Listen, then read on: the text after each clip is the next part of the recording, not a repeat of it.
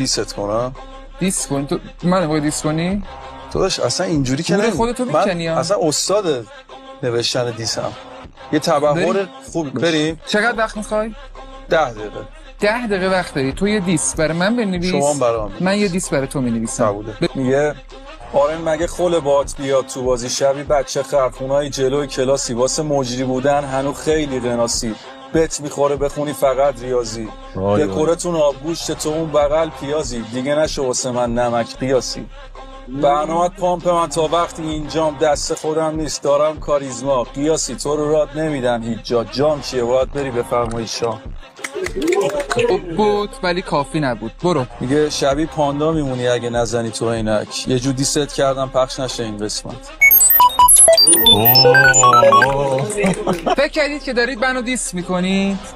دو تا لفظ بیام که خودتون رو خیس میکنید. بفرمایید جا اومدی شده اوج کارت. من اگه لپتو بکشم میافته فشارت.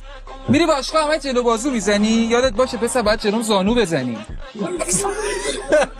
اصلا شما دوتا من تک نکنی به من شک. به جای این آهنگا بخونید اردک تک تک تک تک اردک اردک تک تک تک اردک.